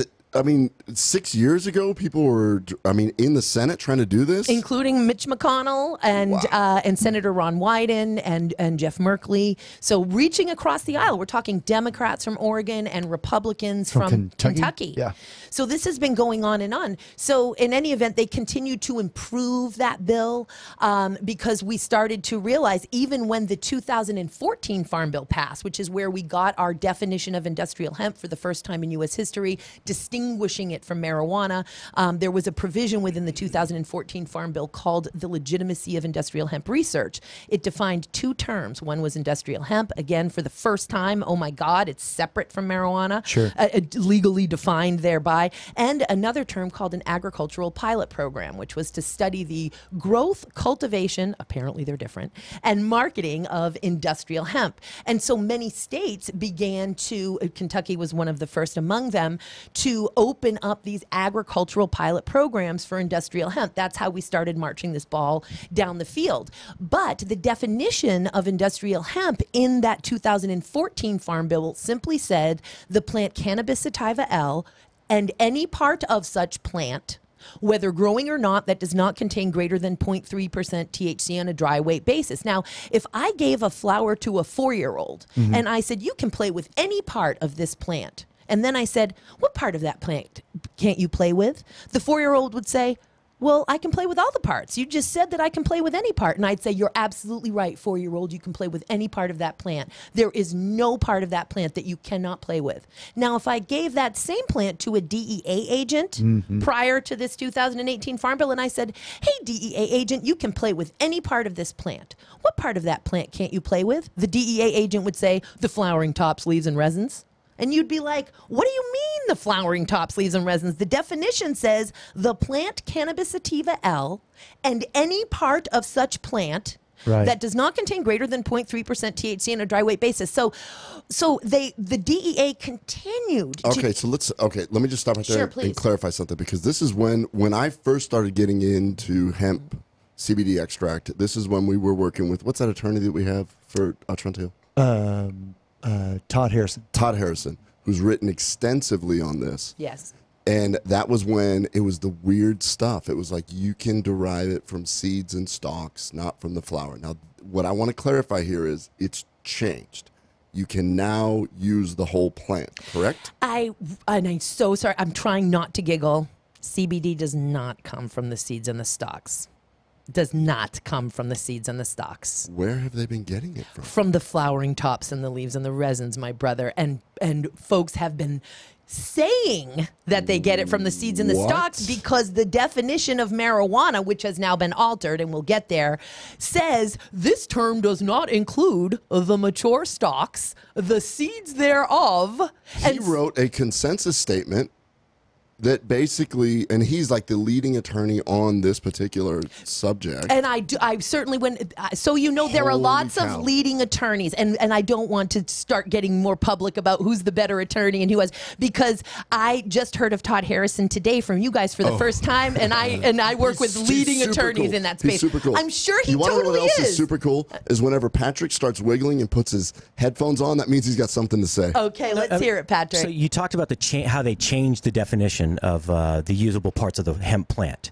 And I haven't actually gotten there yet, and I'm wondering. I'll go ahead and let you ask your question. Sorry, I'm used to. I teach lawyers, and I have to talk to lawyers like that too. But it works for me too. But I really think it's probably better for me to deal with the evolution of it before we get into your question. But go ahead, ask the question. What she's saying is it's easier. You might be interrupting my flow here, brother. Yeah, it's easier to let the lawyer ask the question than her to just interrupt you and say, "I'll get to that." Yeah, no. But go ahead and ask it. Let's see if I can make it work. So that definition changed a couple years ago, right? There was a December decision. The DEA put out a statement saying that was their, like they basically created policy in a statement. Prior to that, there was nothing. You're right. There was nothing. It was the entire plant. You can play with all the plant. You can use whatever you want. I'm sorry. We're off on a tangent. And can I get us back on track, Pat? Thank you. And please forgive me, brother. You're amazing. But I'm going to get us back on track. Okay, thank you, honey. Thank you. Okay. What happens when 4 ADD people have a radio show? Yes. Okay. So let's go back to it, guys, and let me get into the flow of it, because it is complex and it's important. And understand, folks who are listening or watching, that you're not going to wrap your head all around this. There are lawyers who have to go through these courses several times before they wrap their head around it. So understand that we had that definition. It said any part of the plant, okay? But the DEA disagreed. The DEA, in 2016, this passed in February, it was signed into law by Obama in February of 2014. We start opening up these programs across the country. In 2016, December, so we're going now forward a few years here, just about, the DEA and the USDA and the FDA put out something called a joint statement of principles, and they published it in the Federal Register. And the DEA starts to pick apart the legislative intent of Section 7606 of the 2014 Farm Bill, the legitimacy of industrial hemp research, and they say things like, "Hey, and I'm paraphrasing and potentially being sarcastic because I just so love the DEA." But so anyway, they're saying, so they start to say, "Gee, thank you, federal legislators," patting them on the head, so to speak. "We appreciate this new definition for industrial hemp, but we're here to tell you that you're misguided. And And we're telling you that the definition of industrial hemp actually doesn't include the flowering tops and the leaves and the resins. Those are still controlled substances, and you're not allowed to get to the extracts. And this wasn't about actual general commercial activity. This was about you, doing marketing research. So they start to push back. The Hemp Industries Association and various other hemp organizations, as well as Senator Mitch McConnell, right, as well as Senator Rand Paul, whose letter, he had 16 other federal legislators sign his letter. We all, and the Kentucky Department of Ag and the University of Kentucky, all send letters to the USDA and the DEA and the FDA, very powerful, impassioned, articulate letters saying this was the legislative intent. We need clarification. What do you mean you're going to implement on a regulatory level this legislative intent in such an opposite manner? And so they don't respond to anybody's letter at all. Instead, they respond, and I really want to get to the good stuff, but it's important to understand the foundation. Instead, they respond by, and I apologize, the Joint Statement of Principles was in August of 2016. In December of 2016, instead of responding to all these impassioned letters, including to the federal legislators, who I have come to learn the executive branch doesn't feel like they really ever have to respond to the legislative branch. It doesn't matter how important you are. You can be Senator Mitch McConnell. If the DEA or the USDA or the FDA doesn't want to respond to you, they don't. Wow. And so in any event, instead of responding, they finalize a administrative rule called the marijuana extract rule that had been in a proposed state since July of 2011, which defines marijuana extract as one or more cannabinoids extracted from the genus cannabis. Oh, so now it's including hemp and marijuana. Let's back up because you covered a lot of territory right there. Yes. So basically, we've got senators saying that it's okay, and you're saying that branches of the government completely ignored it and said, we're just going to write our own stuff. Exactly. So keep in mind, and I'm really going to underscore this, we have three beautiful branches of government in this incredible system in our country. We have the legislative branch, the executive branch, and the judicial branch, all checks and balances. So when the legislative branch fights with the executive branch, and that has been what's been happening in hemp since 2014, it's been the feds versus the feds. Sure. So I teach people when they say, well, gee, the federal government thinks this is pre-2018 Farm Bill. I said, which federal government? Right. It's the feds versus the feds. The legislators believe this. The executive branch believes this. And so the stakeholders, the Hemp Industries Association, we then brought it before the judicial branch and took them to court. The HIA has actually sued the DEA 4 times. We've won 3.5 times, so that we could make it clear that hemp, under Farm Bill compliant hemp and hemp extracts were legal. That music means we're going to get right back and find out what the federal government really means here in about 2 minutes. We're going to have part 2 of this show. No, we are. To talk about. We are. Back with Joy in just a moment.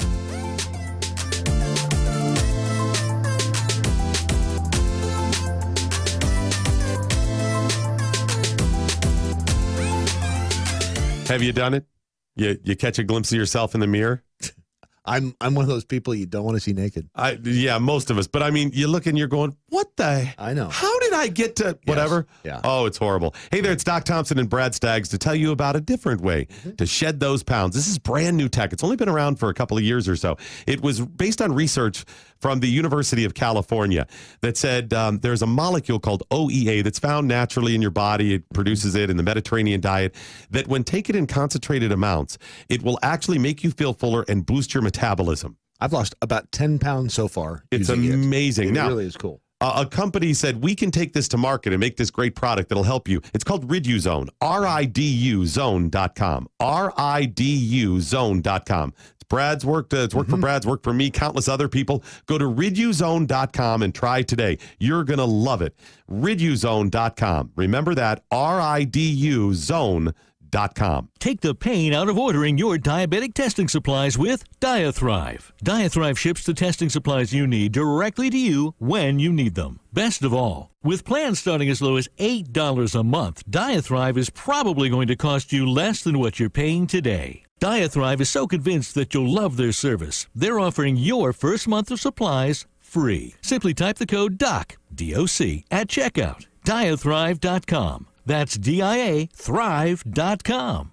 Are you tired of high cable TV rates? Sign up for Dish today and get a $500 bonus offer while supplies last. Plus, lock in your price for 2 years guaranteed. Call All-American Dish, your Dish authorized retailer now. 800-570-6630. 800-570-6630. That's 800-570-6630. Offers require credit qualification, 24-month commitment, early termination fee, and e-auto pay. Restrictions apply. Call for details.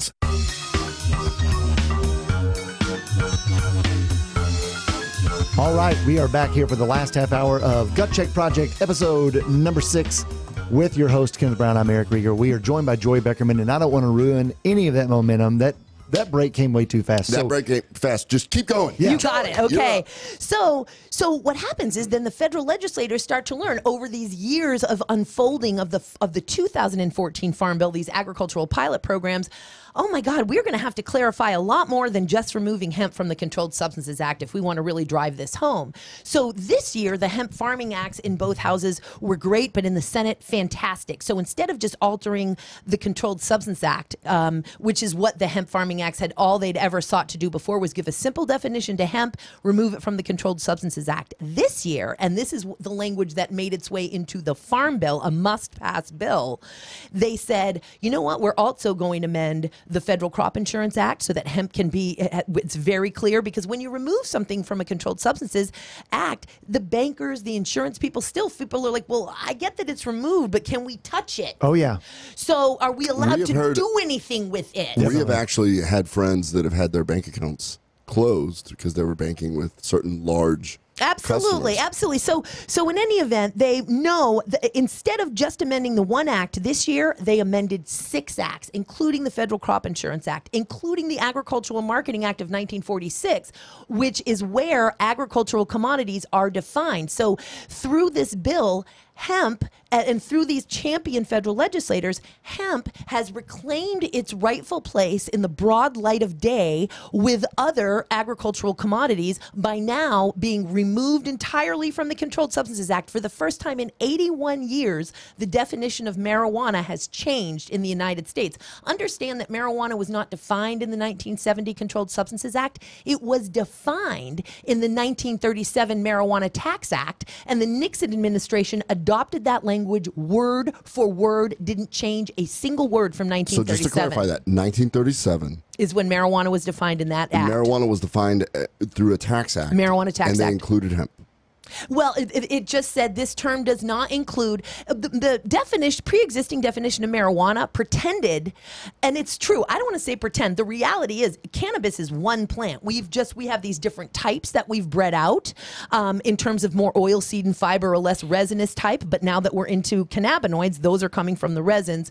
So the previous definition basically said marijuana is this plant, but the mature stalks and the non-viable seeds don't count.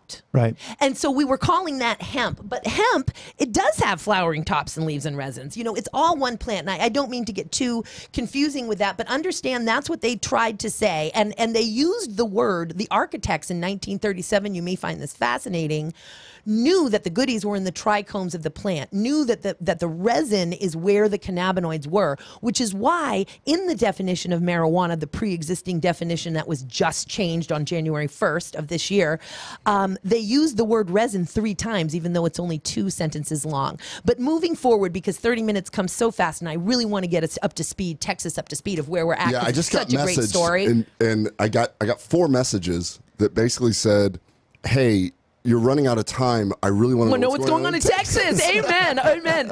So moving on forward then, this farm bill makes its way through. It expanded the definition of industrial hemp because, again, we couldn't keep putting up with saying any part and having the DEA say any part doesn't mean any part, even though it's written by our lawmakers that we elected and it's in the U.S. code that's the definition.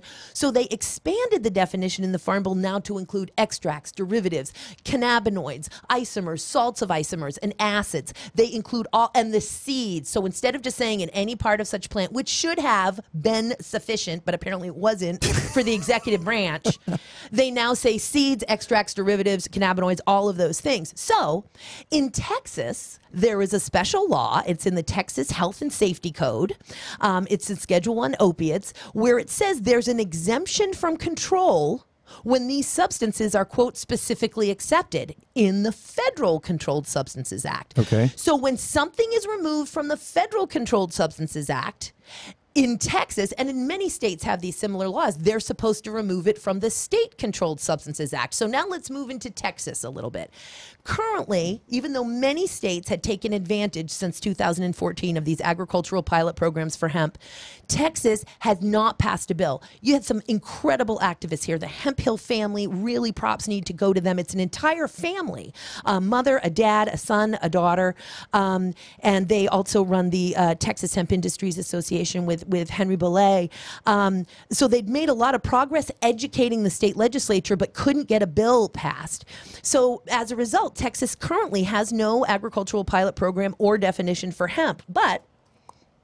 And we start to get what I call the lions and tigers of bears, oh my, somebody with some type of authority, whether it's a police chief or a county sheriff, or whether it's a city department of health or a state department of health, or somebody from the attorney general's office that's going into, say, a vape shop, because apparently there's all kinds of weird things that can go on in vape shops. And so, and then CBD would get sort of caught up in a raid, and they would say, oh, this is a cannabis extract. This is totally illegal. So then an article comes out, this happened, it's really what's the state or the city of the week. An article comes out because somebody got arrested, some entanglement with law enforcement, and then it causes a sensational, oh my Lord, I thought CBD was legal, but obviously it's illegal because somebody got arrested. This is every single time one of those things comes up, my office gets inundated with patients that say, this is not right. Dr. Brown wants me to take an illegal substance. And I have to fight that. And you have to defend the legal status. So in any event, but keep in mind, in 2017, the commissioner of the Texas Department of State Health and Services, John Hellerstedt, I believe his name is Dr. Hellerstedt, did an action that would criminalize any possession of an extract from a plant of the genus cannabis, and prosecutor Wilson more recently, although believe me, we have good news coming. Listen, stay with me here, Texas, because I got nothing but good news to share. Okay. Just so you know, you are in Tarrant County, where Sharon Wilson is that prosecutor. Oh, you're kidding! Right now. Wow. Okay. So she says that's the basis for the current illegal status of non-prescribed CBD oil. Right. So keep in mind then, moving forward though, in last year, the Texas Department of Health and Services said it was going to consider a crackdown on CBD. So it asked for public comment. This is last year. They got over 1,000 negative responses. I mean, there was a public outcry saying, no, do not crack down. I demand access to this safe and legal substance. Do not crack down. And the Texas Department of Health Services then did back down from their original position and announced publicly that they were going to delay consideration of this, looking to Texas lawmakers to weigh in. And believe me when I tell you, the Texas lawmakers are weighing in. But some more good news comes up. So then the Farm Bill passes in December of 2018. It goes into effect on January 1 of 2019. And Jonathan Miller, a hemp hero of epic proportions, who is general counsel to the U.S. Hemp Roundtable, and as well as general counsel to the U.S. Hemp Authority, which I'm the vice president of, which created the first CGMP, current good manufacturing practices and good agricultural practices Jonathan for Miller? hemp. Yes. He'd be a cool dude to have on. Please have Jonathan Miller on. Oh my God. Please have Jonathan Miller on. So in any event, a hero of epic proportions, and by the way, a former state treasurer of Kentucky, as well as the former head of the Democratic Party in Kentucky, Jonathan, a liberal, as we say in a red state, just a fascinating guy. But works with everybody. He's in fact the most he's the most collaborative person I've ever met in the hemp movement. This man.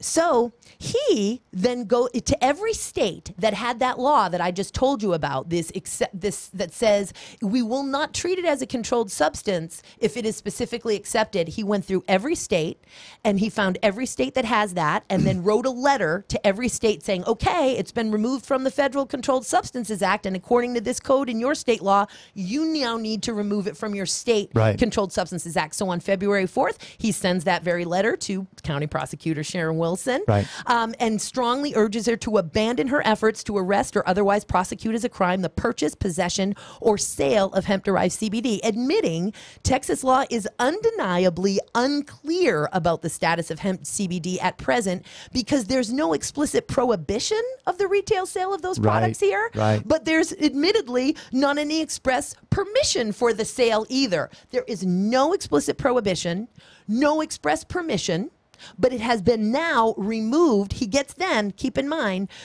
this was all sent on February 4th, and he reminds her, listen, please be mindful of what the Texas Department of Health Services said last year after they asked for public comment and got 1,000 negative responses and said they were going to let the lawmakers do it. And he reminded Prosecutor Wilson, and the lawmakers are actually moving forward with this. So on the March 13th, then the Texas Health and Human Services Associate Commissioner Stephen Paul, who is of the Consumer Protection Division here, he writes back to Jonathan Miller, based on the requirements of the Farm Bill, which is the Agriculture This is all Improvement public Act. access? All, yes. And Okay. it's up on, it's not only all public access, it's up, if you Googled this stuff, believe me, it's posted on many sites now. But you can always go to hempsupporter.org or .com, hempsupporter.com. Hempsupporter.com. That's the U.S. Hemp Roundtable. It is an awesome place for information. There's a whole state legislative action and great portals to easily, and just takes a minute, guys, to engage in the process and do your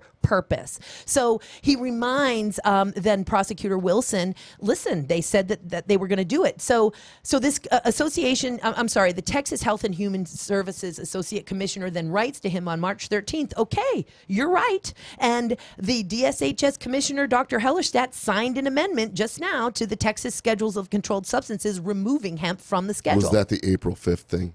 So, and then it was published in the Texas Register on March 15th.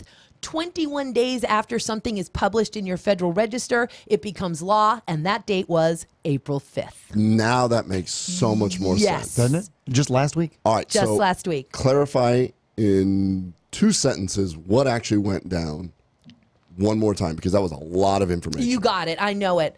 So Jonathan Miller, General Counsel to the Roundtable, writes, listen, you guys have a law here that says if it's removed from the Federal Register, from the Federal Controlled Substances Act, you need to remove it from your State Controlled Substances Act.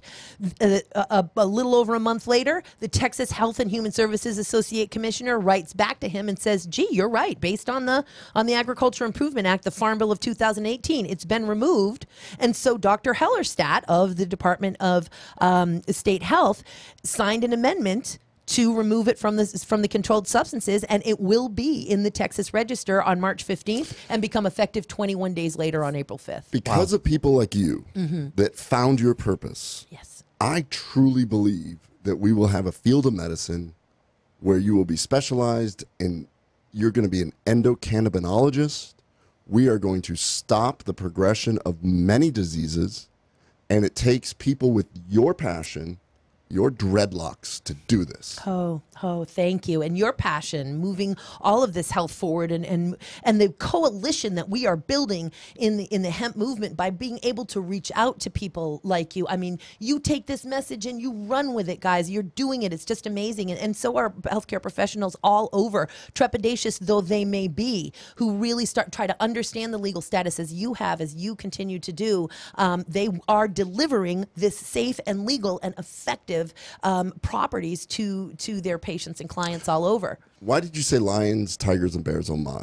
Because it's kind of like, oh my, there's another lion, there's another bear, there's another tiger, another entanglement with law enforcement based on misunderstanding. As Bob Marley says, although I think that Bob Marley may have gotten this from the Bible, as I often say, it's the Dos Equis guy. I don't always recognize a gospel tune, but when I did, it's from the Jerry Garcia band.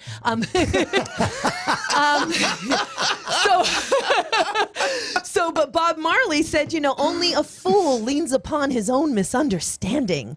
And this is the lions and tigers and bears. So it's law enforcement, or again, a city department of health or a state department of health, or some authority, some regulator who is leaning upon his or her own misunderstanding, doesn't understand the legal status of hemp or cannabinoids in their own state on a federal level, or how that all works together, and it reads one piece as opposed to the entire landscape of the legal and regulatory field, and they then make a decision that this is illegal. They've read one thing, and the next thing you know, it's a newspaper article creating this sensational misinformation and disinformation. It's just an extension, really, of we've all heard the term "all politics are local." Yes, because they truly are. Even though this changed at a federal level, and even though our state had that empowerment to basically follow the lead of the federal government, there's 254 counties in Texas.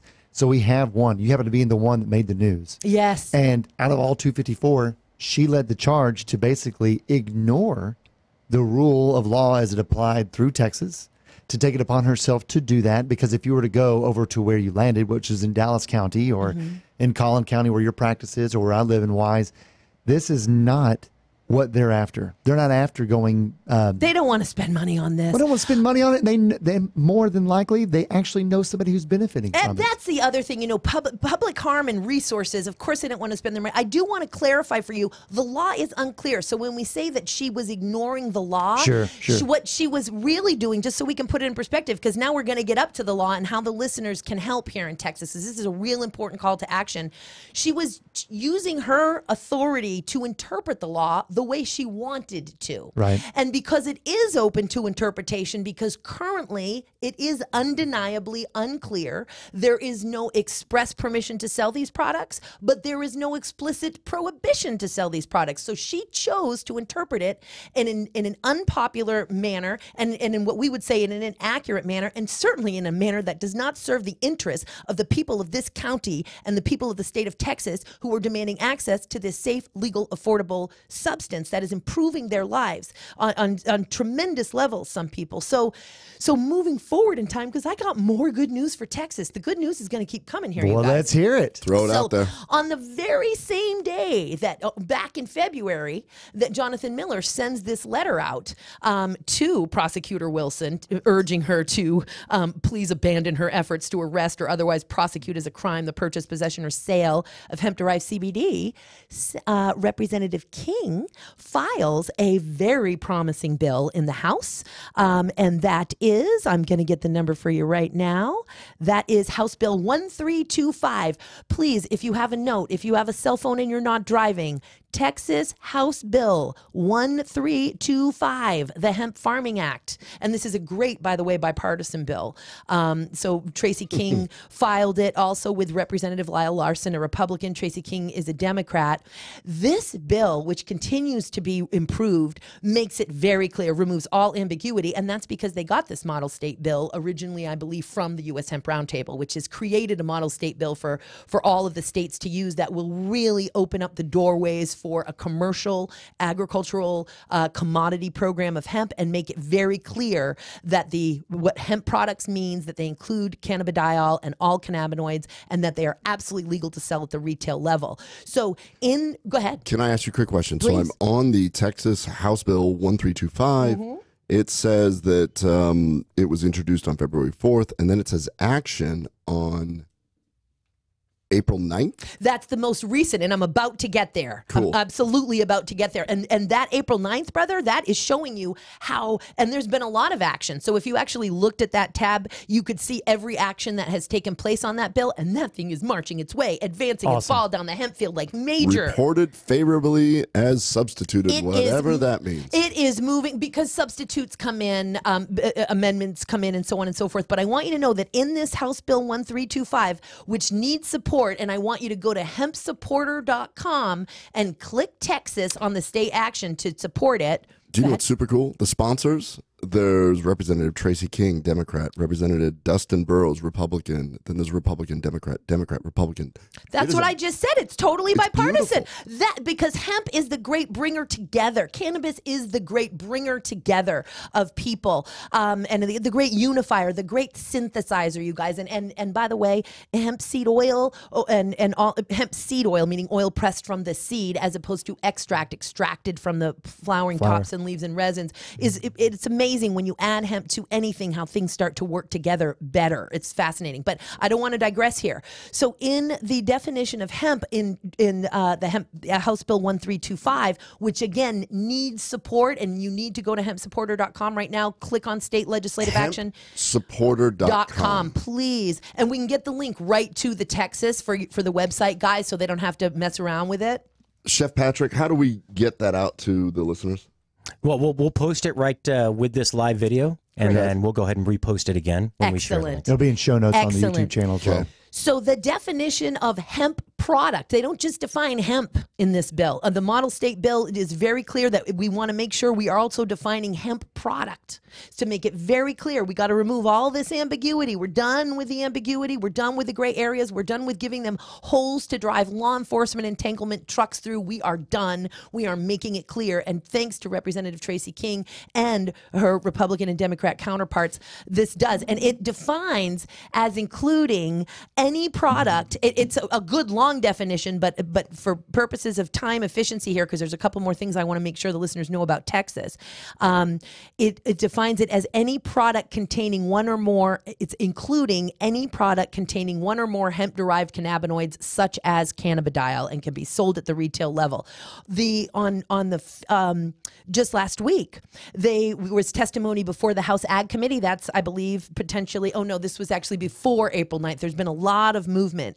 And the House Ag Committee basically there were 20 pro comments from the Ag Committee to the folks who testified. 20 proponent comments, not a single negative question from the entire House Ag Committee. And they were good questions. Nice. Sometimes you can really, because I do a lot of testifying in front of committees, you can tell by their questions, oh my God, how ignorant, or where are they really going, or are they trying to get me to prove their argument against?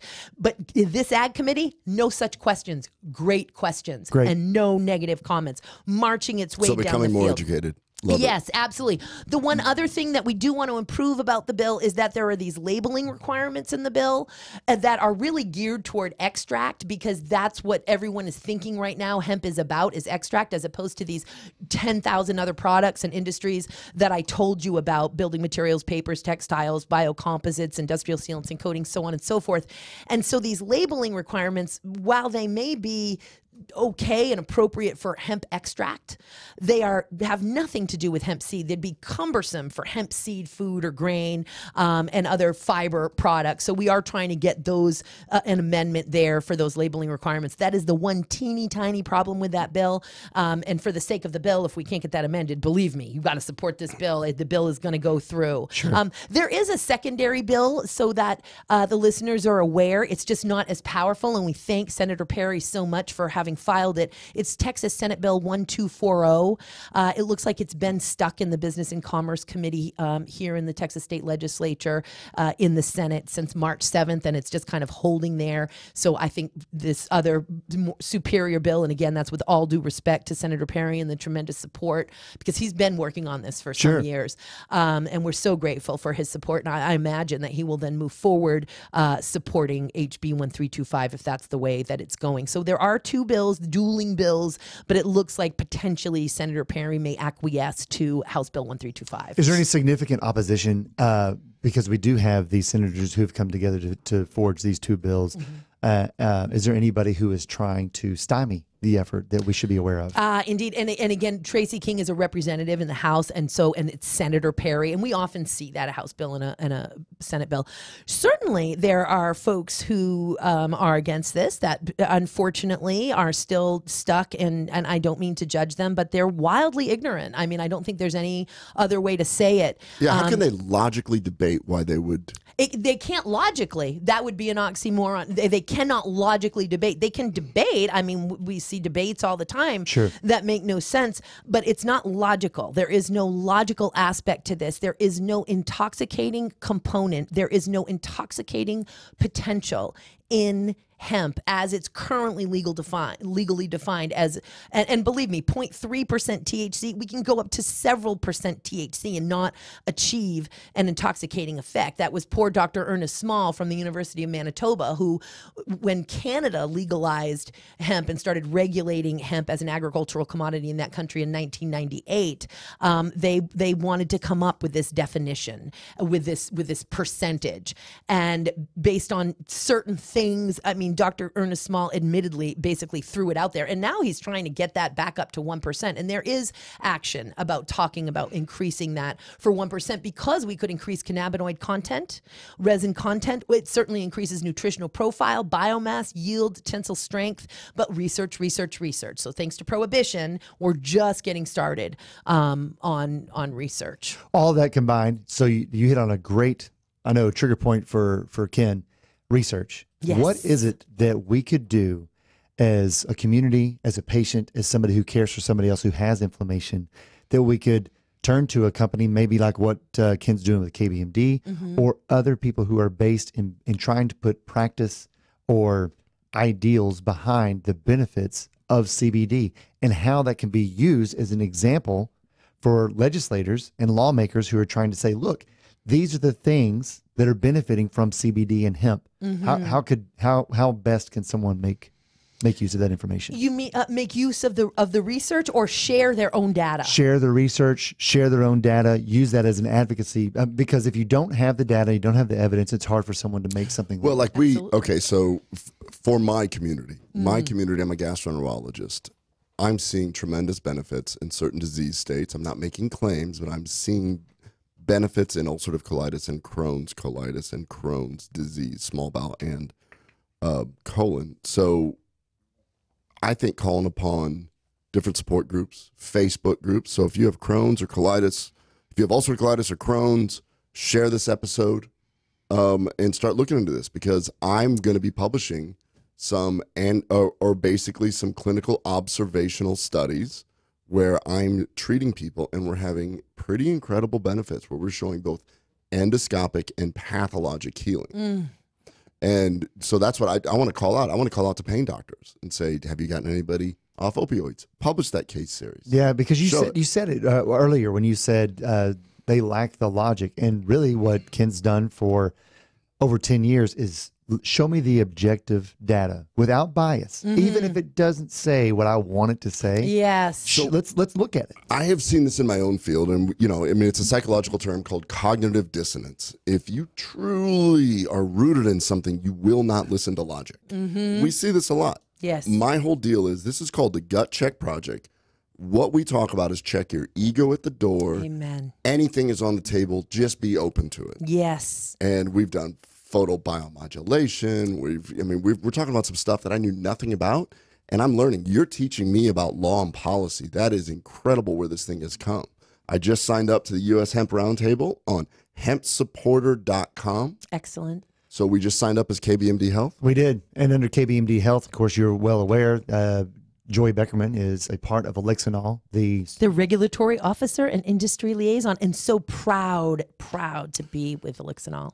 While we're talking about cognitive dissonance, we ran into this. We developed a natural product that fixes bloating and changing bowel habits. Some people would call it IBS, not making a claim. Well, now that's funny because you mentioned Canada a while ago. When we're in Canada, we can say IBS. Yes. In the U.S., we can't. All different. I wonder, and do we only have 2 minutes left, We've got guys? a minute and a half. Okay, then very quickly, because I want you guys to participate in this, another action call. The FDA is putting out a public comments. They will take them until July 10th.